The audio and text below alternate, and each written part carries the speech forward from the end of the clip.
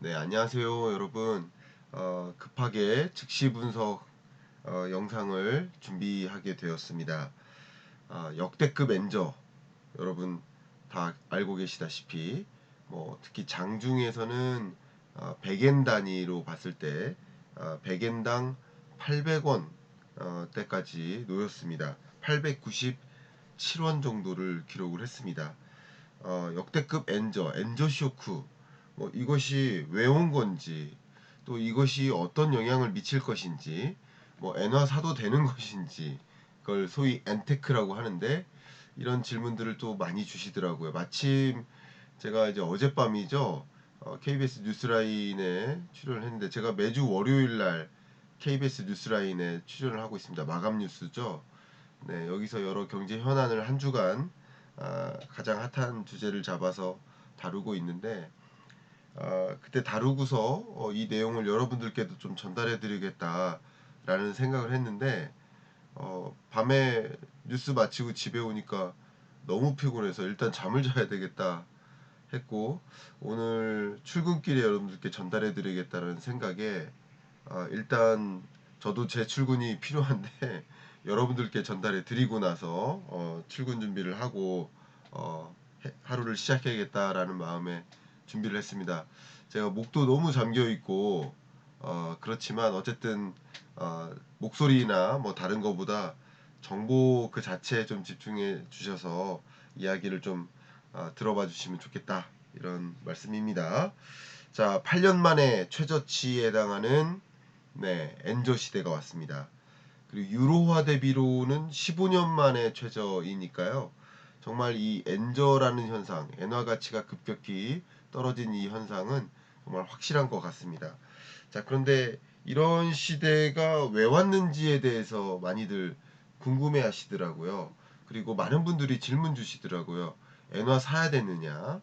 그리고 왜 이 엔저 시대가 오는 것이냐? 그리고 이런 엔저로 인해서 어떤 우리 한국 경제에 영향을 미치겠느냐? 이런 여러 가지 질문을 주셔서 그 배경이라든가 이런 것들을 설명드려야겠다라는 말씀을 라는 생각으로 말씀을 드려볼까 합니다. 여러분께 이 자료를 좀 보여드리면서 시작을 할까 하는데요. 여기 보시는 것처럼 일본의 물가 상황이 원래 여러분 다 기억하다시피 잃어버린 30년, 그죠? 오히려 고물가가 걱정인 나라가 아니라 저물가가 걱정인 나라였어요. 심지어 여기 보시는 것처럼 2021년 한때는 일본의 물가 상승률이 마이너스를 기록했었고요. 그리고 코로나19 이후에만 그런 것이 아니라 또 2016년쯤에도 마이너스 물가를 계속 기록하고, 물가가 플러스로 반등한다 하더라도 2%라는 목표 물가가 채 안 되는, 이렇게 초저물가가 계속 기록되던 시대였습니다. 이런 시대를 계속 지났던 일본으로서는 어떻게 보면 글로벌 인플레이션에 오히려 얻어 걸렸다, 이런 표현을 좀 써도 될까요? 자, 글로벌 인플레이션, 20년, 21년 이 팬데믹 위기가 끝나고 22년 또 전쟁, 그리고 막대한 유동성, 이런 것들의 영향으로 세계 경제의 가장 중요한 주제가 물가로 부상했죠. 글로벌 인플레이션 시대가 찾아온 거예요. 근데 이런 고물가를 잡기 위해서 세계 각국이 뭐를 도입합니까? 긴축적 통화 정책을 도입하죠. 미국이나 한국이나 또 유로존 뿐만 아니라 세계 모든 국가가 이 너무나 높은 물가를 잡기 위해서 긴축, 금리 인상을 도입합니다. 근데 일본 같은 경우는 방금 말씀드렸던 것처럼 마이너스 물가, 그리고 2%가 채 안 되는 초저물가를 기록하다가 소위 말하는 디플레이션에 빠져 있다가 역시 약 4%포인트만큼의 물가 상승의 영향을 받은 거예요. 그러니까 미국 물가는 소위 2%에서 9%대까지 올랐고, 우리나라 물가는 예를 들어서 2%대에서 나름 올라서 6%대까지 올랐는데, 일본 물가 같은 경우는 거의 제로 물가 혹은 마이너스 물가에서 4%포인트 정도 올라서 4%대의 물가를 기록했었던 거예요. 뭐 지금은 3%대로 내려왔습니다만, 역시 세계 모든 국가가, 예를 들어 우리나라도 마찬가지잖아요. 우리나라 물가가 4%포인트 정도 올라서 6%대를 기록했다. 우리나라 물가 정점이 22년 7월에 6.3%를 기록했었거든요. 4%포인트만큼 올라간 거예요. 근데 일본 물가 같은 경우도 제로에서 4%포인트 정도 올라갔으니까 뭡니까? 그렇죠. 이렇게 정말 역대급 그 고물가를 만난 거예요. 일본 같은 경우도. 그러나 일본은 디플레이션 상황에서 감사한 물가, 감사한 인플레이가 드디어 찾아온 거고요. 이미 인플레를 경험한 그런 국가들은 뭐 정말 초인플레이션을 경험한 거라고 볼 수 있겠죠. 어쨌든 일본 같은 경우는 디플레이션이라는 정말 뭐 잃어버린 30년을 경험하던 그런 나라에서 드디어 디플레이션에서 벗어나는 거 아니냐, 출구를 찾는 거 아니냐 하는 기회를 경험한 것이다. 그래서 물가 잡기 위해서 뭐 금리 인상을 할 필요가 없었던 것이다. 이렇게 볼 수 있겠습니다.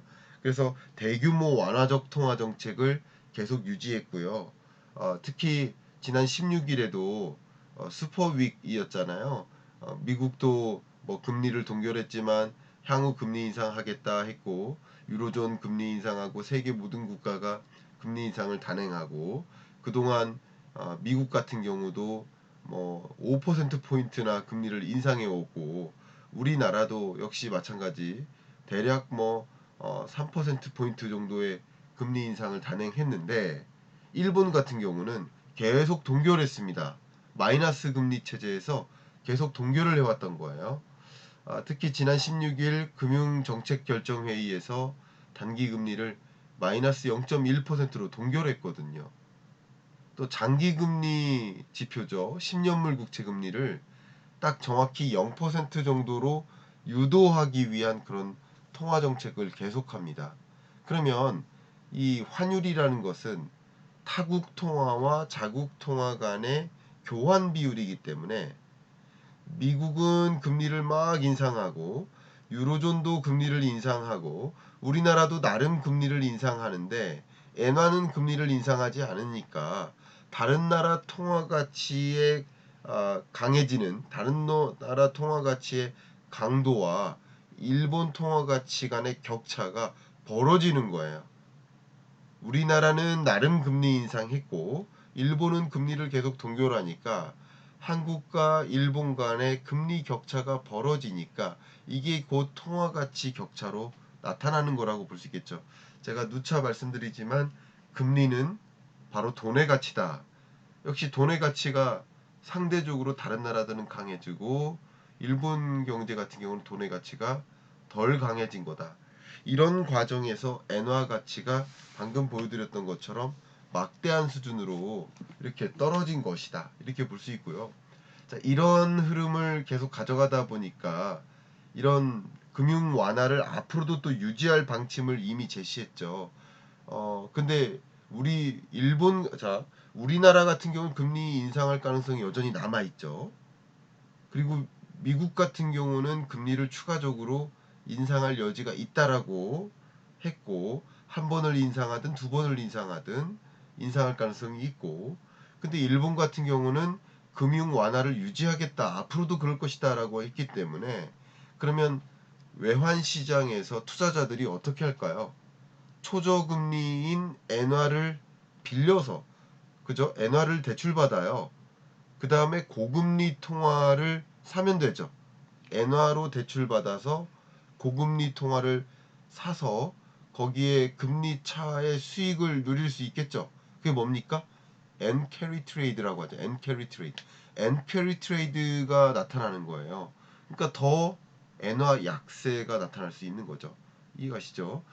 이런 것들이 결국 초 엔저 시대, 역대급 엔저 시대를 만든 것이다. 이렇게 볼 수 있겠습니다. 그 다음 여러분들께 드리고 싶은 주제가, 그러면 뭐가 좋냐, 뭐가 나쁘냐, 우리나라 경제에는 어떤 영향이 있느냐, 이런 질문이 좀 자연스럽게 나올 수밖에 없잖아요. 그런 관점에서 일본 수입업자, 일본으로부터 수입하는 특히 소재나 부품 장비 이런 것들을 일본으로부터 수입하는 수입업자 입장에서는 감사하죠. 대일 수입업자들은 굉장히 좋습니다. 그런데 대일 수출 기업은 어떨까요? 굉장히 울상이겠죠. 그렇죠.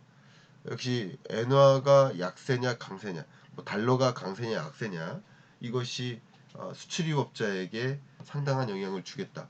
일본 여행자, 일본 유학생들은 뭐 상대적으로 좋겠죠.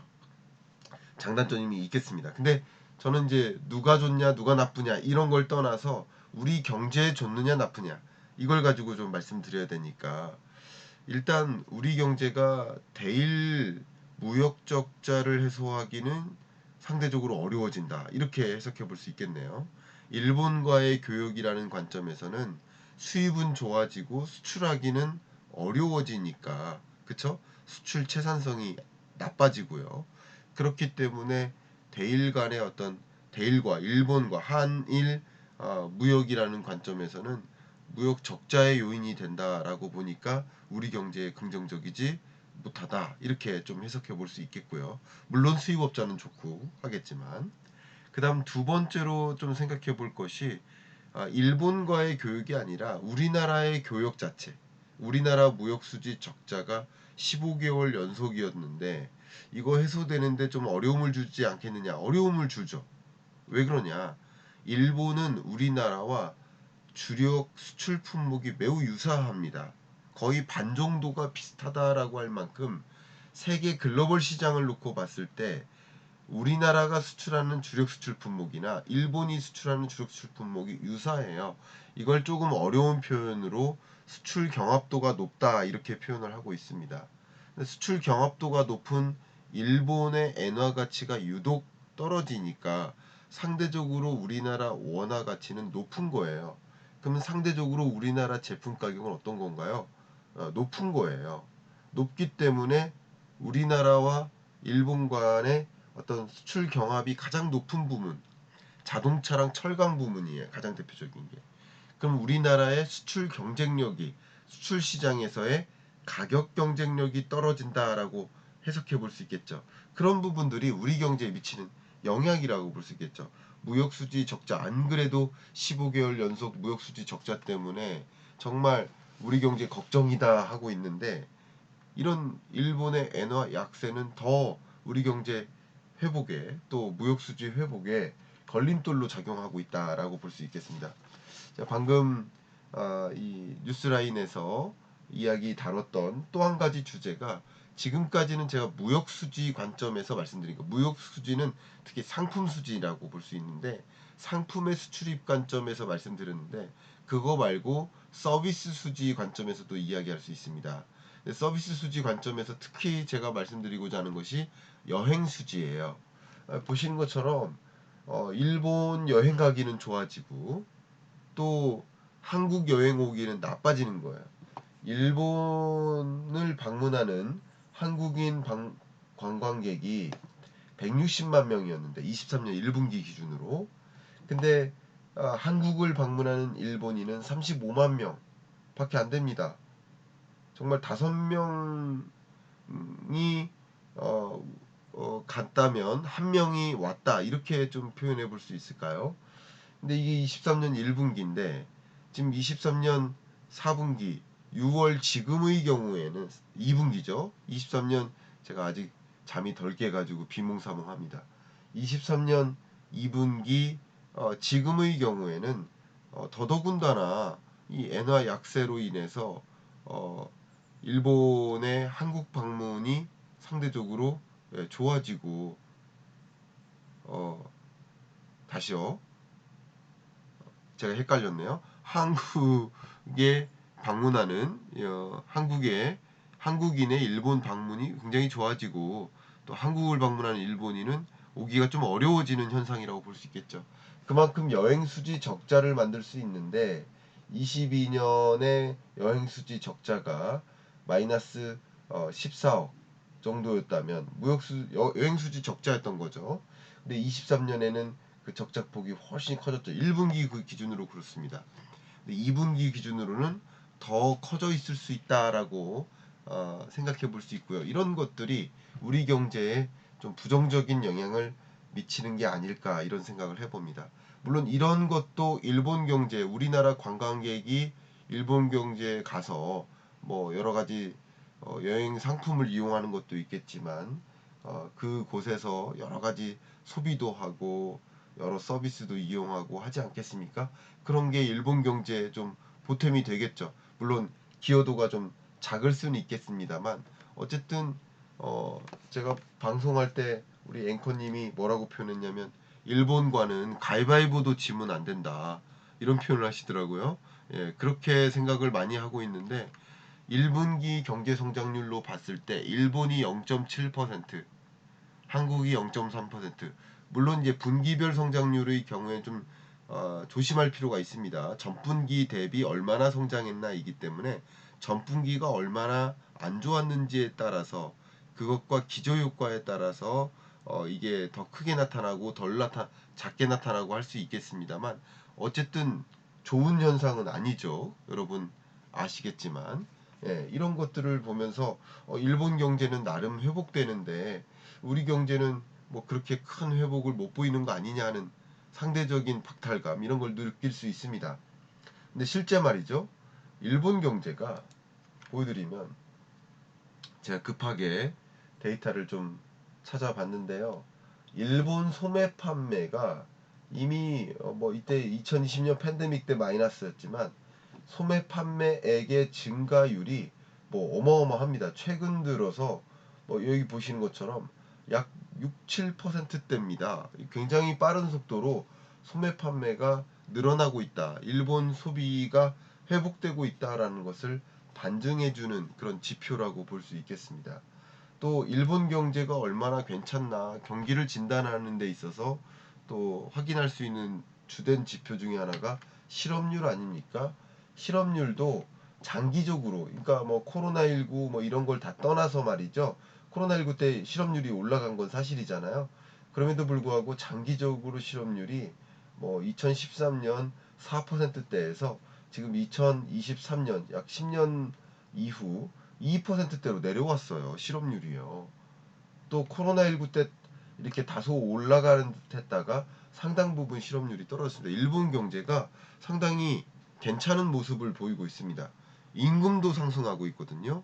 제가 어젯밤에 이 일본 기업에서 근무하는 소니에서 근무하는 한 직원과 이야기를 나눴는데 그동안 계속 이 소니가 임금을 동결해 왔는데 정말 오랜 동안 동결은 임금을 올려줄 만한 요인이 없어요. 물가도 저물가죠. 성장률도 저성장이죠. 임금만 올릴 수는 없잖아요. 기업 입장에서. 그러니까 임금도 계속 동결하다가 이제야 임금을 올리는 거예요. 자, 소비자 물가가 상승하죠. 나름 아까 그래프 보여드렸죠. 나름 소비자 물가가 저물가에서 여기 보시는 것처럼 디플레이션을 경험하다가 소비자 물가가 나름 2%에 가까운 물가 상승률로 도래했고 드디어 디플레이션이라는 30년 잃어버린 30년으로부터 좀 돌파구를 찾았다. 탈출구를 찾았다. 뭐 이런 지금 흐름이라고 볼 수 있는 거죠. 실제 이렇게 물가가 오르다 보니까 국민들이 앞으로 일본 물가 2% 정도 상승할 거야. 기대 인플레이션이 2%까지 올라왔어요. 그러니까 기대 인플레이션이 올라온 것은 굉장한 의미가 있다. 그러니까 세계 각국이 여전히 인플레이션 가지고 걱정하던 그런 시대였는데 22년, 23년 23년 들어서 일본 경제는 드디어 디플레이션에서 벗어났다, 탈출했다라고 이렇게 생각하고 있고요. 여기에 특히나 일본 기업들의 제조 경쟁력만 확보하면 이건 정말 좋은 일이다. 일본 경제로서는 그렇게 해석해 볼 수 있고요. 이런 것들이 반영되듯이 일본의 증시마저 매우 뚜렷하게 반등하는 모습입니다. 일본 증시가요, 정말 33년 만에 사상 최고치를 경신하고 있습니다. 네. 뭐 달러 엔 환율도 뭐 150에 근접했었고요. 정말 이런 흐름을 보이다 보니 제조 경쟁력만 이제 확보하면 일본 경제가 다시 선순환할 수 있지 않겠느냐. 물론 일본의 이런 장세가 이렇게 33년 만에 찾아온 1988년 여기 기억 보이시죠? 1990년 당시 일본 니케이 지수가 3만을 기록했었는데 다시 33년 만에 예, 이 숫자를 기록하는 거예요. 정말 대단한 모습이죠.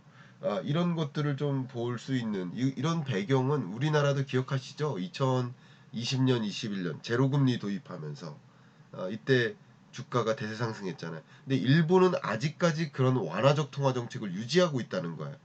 단기금리 마이너스 0.1%로 동결하고 장기금리 10년물 국채금리를 0% 정도로 유도하고 있죠.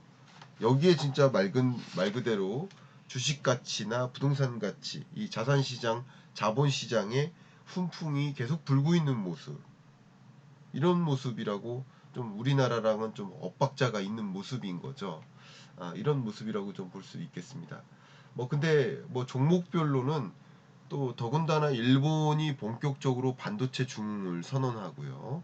또 반도체 맹주 자리에 올라설 채비를 하고 있죠. 특히 기시다 후미오 일본 총리가 새로운 자본주의라는 경제 정책을 발표합니다.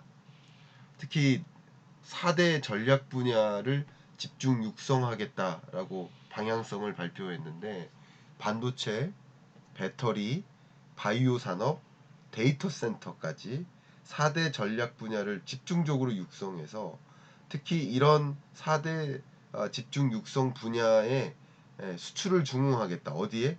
미국과 유럽 이 선진국들과 굉장히 강한 동맹국을 형성하자. 동맹국 관계를.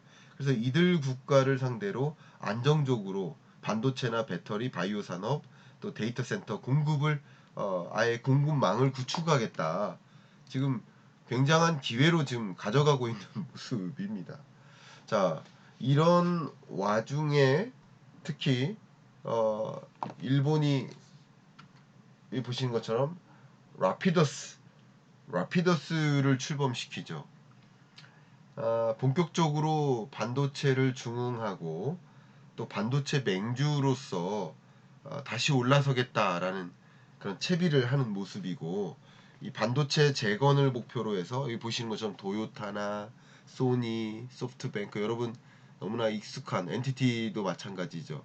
너무나 유명한 이런 일본 대표 기업들이 똘똘 뭉쳐가지고 라피더스를 출범시켰고 IBM과 손잡고서 2나노 반도체 개발에 박차를 가하겠다. 뭐 이렇게 선언을 하고 있는 모습입니다. 물론 2나노로 도전하는 것이 뭐 쉽다고 생각하지 않습니다. 2나노 반도체 생산을 위해 연구 개발의 속도를 높이고 있는 모습이고 공격적으로 적극적인 이런 투자를 단행하고 있고 IBM과 손잡고 노력하는 것들도 굉장히 걱정이 되고 우려가 되는 모습입니다. 특히 IBM의 기술자 100명을 보냈고요. 또 2나노 시대에 필요한 또 GAA 기술이라고 하는데 뭐 이거 공학적으로는 뭐 저도 잘 모릅니다만 우리나라가 갖고 있는 GAA 기술 이런 것들이 있어야만 2나노 칩을 구현할 수 있다고 하는데 라피더스 같은 경우는 이 삼성이 이 구축한 이 GAA 기술을 적용하려고 하고 있고 뭐 조만간 이런 방향으로 움직이겠다 하는 모습인데 뭐 반도체 부활이 과연 가능할까? 우리가 뭐 2나노까지 지금 3나노 최초로 도래한 나라로서 이게 쉽지 않다라는 것을 다 알고 있고 또 특히 기술 전문가들은 불가능하다 뭐 이렇게 얘기도 하고 있습니다만 저희 경우에는 그래도 그럴 가능성이 높다. 충분히 제조 역량을 갖추고 저력이 있고 특히 일본이 갖고 있는 소재 기술, 미국이 갖고 있는 이 디자인 기술, 그죠? 이런 것들을 좀 생각해 보면 충분히 그럴 수 있다라는 전제, 일본이 따라잡을 수 있다라는 전제에 우리는 대응할 필요가 있지 않을까 하는 생각이에요. 우리가 뭐 걱정해야 된다. 뭐 일본한테 따라잡힌다. 이런 얘기를 하는 것이 아니라 일본이 이렇게 적극적으로 나서는 만큼 뭐 또 한 번의 일본으로부터의 공격 있죠. 여러분 기억하시죠? 반도체 3대 소재 공급 차단했었던 거 2019년이죠. 뭐 그런 게 없을 거 장기적으로 그런 게 없을 거라고 또 전제할 수도 없고요. 또 한 번 있을 수도 있고요. 또 일본의 반도체 부활을 좀 주시하면서 우리도 더 노력해야 되지 않을까, 더 초격차 전략을 발휘해야 되지 않을까 하는 생각인 거죠. 그런 것들을 좀 눈여겨볼 필요가 있겠다 이렇게 말씀드리고요. 또 많은 분들이 일본 주식 투자해야 됩니까? 근데 지금 보여드린 것처럼 일본 주가는 장기 평균선보다 상회하고 있기 때문에 다소 비싸다라고 평가 내릴 만한 그런 어, 코스피래요. 일본 니케이 지수를 보여드릴까요? 흐름이라고 볼 수 있겠죠. 니케이 지수 추이가. 그런데 상대적으로 엔화 같은 경우는 굉장히 싸졌죠. 그럼 엔화 가치가 뭐 강해질 수 있겠다라는, 왜냐하면 장기 평균선과 비교한다면 엔화 그래프 보여드리면 네, 장기 평균선에 가깝게 간다라고 본다면 장기 평균이 이제 1000 정도라고 볼 수 있거든요. 이렇게 본다면 또 엔화에 또 투자하는 것은 어떨까 하는 것도 여러분 생각해 보실 수 있는데, 엔화 같은 경우는 장기 평균선을 크게 밑도는 수준으로 많이 떨어진 거고, 주가는 장기 평균선을 크게 웃도는 수준으로 올라와 있으니까 여러분 스스로도 판단하실 수 있을 만큼 이 팩트를 제시해 드리면 투자 관점에서도 긍정적일 수 있겠구나, 엔화 투자 같은 경우는 괜찮을 수 있겠구나, 뭐 이런 생각을 또 해볼 수 있을 것 같습니다. 그러니까 다시 이 엔화가 천을 향해, 그러니까 밑으로 내려갈 900 밑으로 내려간다 하더라도 내려갈 여지가, 그 폭이 크지 않은 거예요. 그죠? 만약에 900원 정도에서 이게 700원 정도로 떨어진다라고, 떨어질 수 있겠죠. 떨어질 수 없다는 건 아닙니다. 근데 떨어질 수 있겠지만 그 폭보다 900원에서 위로 올라갈 가능성이, 그 폭이 더 많은 거예요. 장기 평균과 비교한다면. 그러면 이 정도면 엔화 가치가 충분히 많이 떨어진 게 아닌가 하는 접근으로 뭐 투자 관점에서 생각해 보실 수도 있겠죠. 물론 제가 뭐 투자를 추천하는 것이 아니고 여러분께 투자 관점에서 뭐 이런 현상을 설명해 드리는 것 뿐이니까 여러분이 좀 참조하시면서 의사결정하실 수 있겠다 생각이 됩니다. 제가 여러분들께 그래도 7시 전에 이 영상을 올려드리고 싶어서 새벽에 5시에 일어났습니다. 그래서 이걸 바로 업로드 해드리겠습니다만, 늦게 어제 방송 마치고 늦게 자고 너무 일찍 일어나서 저도 이제 얼굴도 부어있고 목소리도 너무 잠겨있고 입도 말도 잘 안 풀려있는 상태고, 그래서 조금 컨텐츠가 어떨지 좀 걱정이 됩니다만, 정보 전달에 의미를 두고 이 정보를 충분히 확인해야겠다. 엔저의 배경이라든가 그 영향, 그런 것들을 충분히 이해하는데 그 컨텐츠, 그런 의미로서의 컨텐츠로만 생각해 주시고 받아들여 주시면 좋겠습니다. 여러분 하루 즐겁게 시작해 주세요. 감사합니다.